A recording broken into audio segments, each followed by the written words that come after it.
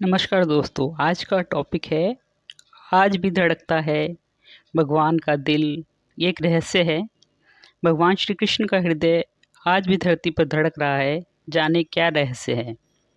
शरीर को त्यागने के साथ सभी लोगों की हृदय गति भी शांत हो जाती है, लेकिन यह अपने आप में अनोखा रहस्य है कि भगवान श्री कृष्ण ने शरीर तो त्याग दिया, लेकिन उनका हृदय आज भी धरती पर धड़क रहा है।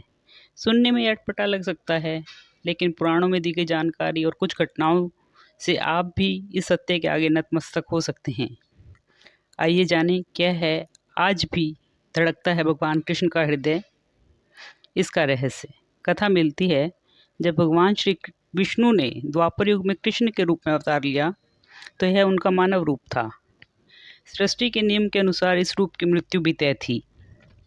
ऐसे में महाभारत युद्ध के 36 साल बाद श्री कृष्ण ने देह त्याग कर दिया, लेकिन जब पांडवों ने उनका अंतिम संस्कार किया तो श्री कृष्ण का पूरा शरीर तो अग्नि को समर्पित हो गया, लेकिन उनका हृदय जो धड़क ही रहा था, अग्नि भगवान के हृदय को नहीं जला पाई। पांडव इस दृश्य को देखकर चकित रह गए। आकाशवाणी हुई कि यह ब्रह्म का हृदय है, इसे समुद्र में प्रवाहित कर दें। पांडवों ने श्री कृष्ण के हृदय को समुद्र में प्रवाहित कर दिया।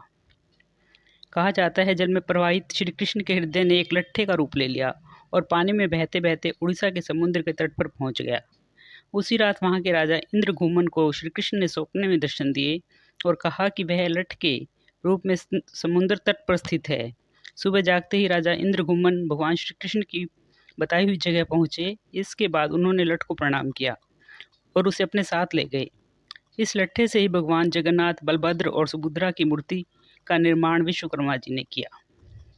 भगवान श्री जगन्नाथ की मूर्ति नीम की लकड़ी से बनाई जाती है और हर 15 और 19 साल के बाद इसे बदल दिया जाता है। इसे नवकलेवर और पुनर्जन्म का नाम से भी जाना जाता है। जब भी यह रस्म निभाई जाती है, उस समय पूरे शहर की बिजली काट दी जाती है। इसके बाद मूर्ति बदलने वाले पुजारी भगवान की मूर्ति को बदलते हैं।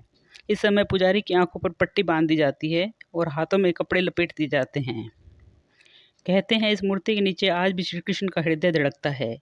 भगवान कृष्ण का हृदय बदलते समय आंखों पर पट्टी, हाथ में दस्ताने और पूरी शहर की बिजली गुल करने का पीछे यह मान्यता है कि अगर गलती से भी किसी ने उन्हें देख लिया तो उसकी मृत्यु हो जाएगी।